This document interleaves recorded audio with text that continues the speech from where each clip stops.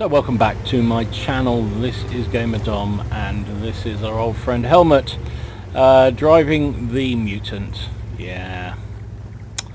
So history lesson on the wonderful wilds that are wargaming. Wonderful wilds that are wargaming. It's almost poetic, Dom. So this tier 8 preferential matchmaking American heavy tank was sold to beta testers who bought a certain bundle when World Tanks first started out. It was promised at the time that it would never be sold again. Never, ever, ever. But we know that Wargaming don't keep their word on anything, and sure enough, it went up for sale earlier this year, was it last year? I forget. It went up for sale anyway, much to everybody's disgust, and they said, what does it mean? You said it wasn't going to be sold, and they put it up anyway, and blah blah blah. And then for the Advent offers, it was up for sale, and it looks like Helmet picked it up, as I did too, actually. I'm disgusted at myself, but I thought, screw it, Wargaming don't stick to their word. Why should I show any principles either? I know, it's pathetic.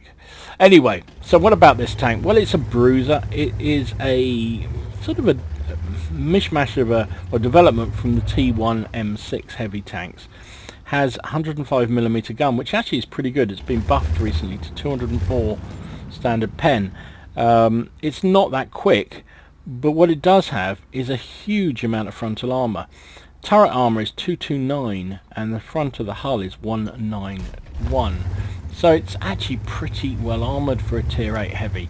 Now it does mean that it's not going to do so well against the real high alpha guns, or keep getting penned in mine by defenders who just switch to heat straight away or start firing heat from the beginning and just go through that 109 armour very, very easily.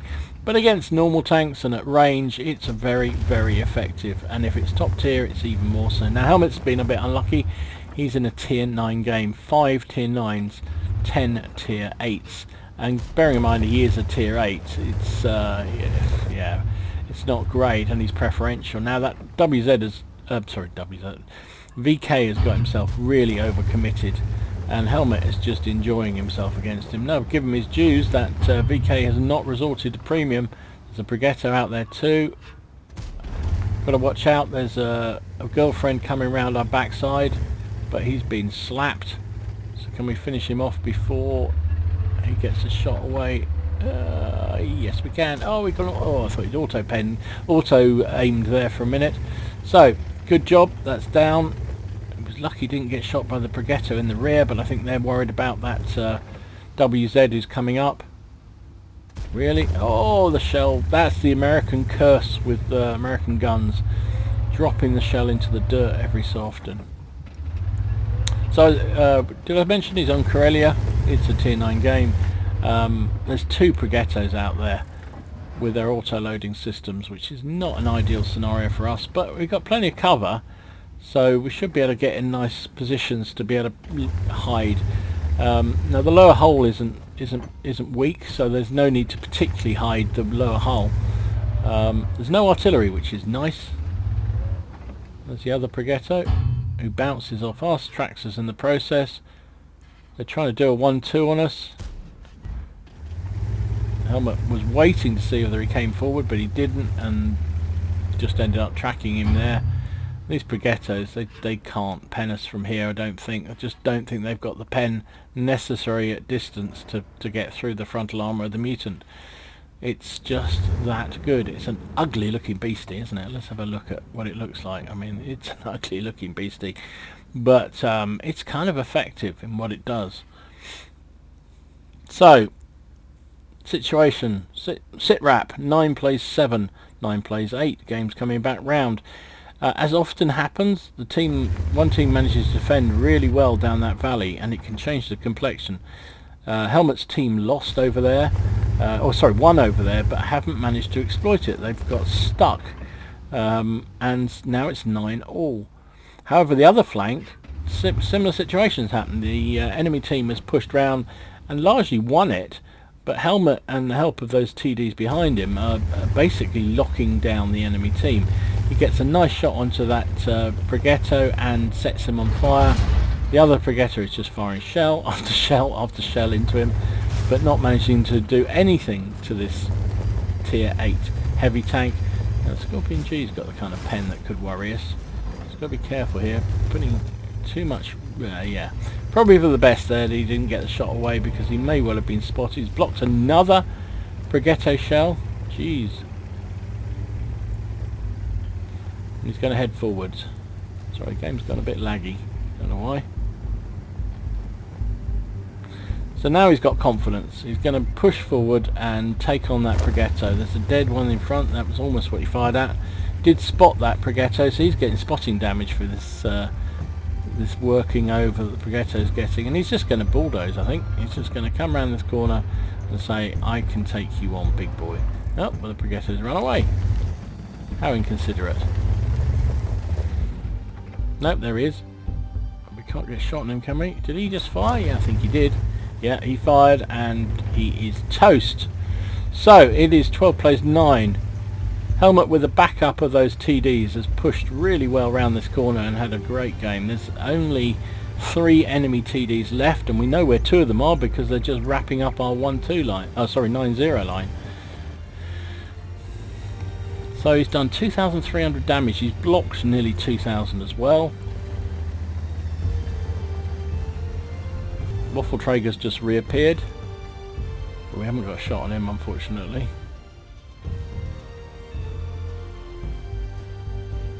Now, I may show it to you guys, but my very first game in this tank, I forgot to load consumables and I forgot to load any special ammo. But I found the main gun was actually fine with its standard rounds. That was a bit hopeful. Didn't lead that shot enough, but I understand why not. And he has disappeared on us. Oh, there's a 704 up the top there. Game's getting a bit tighter again. Whoa, hello. No, not gonna get a shot off there, unfortunately. He got behind the rock, but he's being eaten by our guy. Can we finish that waffle off? That's a nice shot. Looped a shell over, but the 704 took down the standard B. So now we've got a bit of a problem.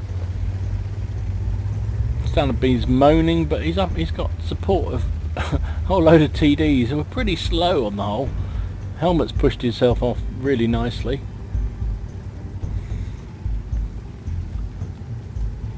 Pushed himself off. He's moved up really nicely, but he's still a slow, heavy tank. This thing is not Linford Christie. Well, I may have a big lunch packet, I don't know. But anyway, he's pushing forward. He knows where the 704 is.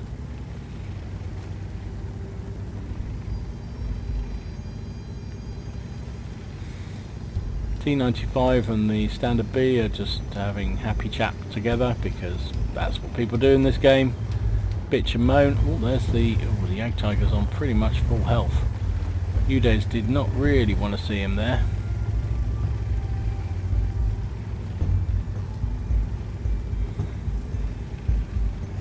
Don't know where the object has gone.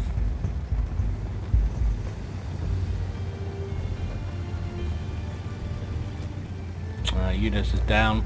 This game could go either way. Can we get a shot on that? Oh, nice shot. And he is taken down. Really good job. I think Helmet's shot there was really crucial. He took, not only did he damage that 704, but he also tracked him, which is was hugely important for his team. So he's got a Jag Tiger up here somewhere. Tier 9 Jag Tiger who can make a real mess.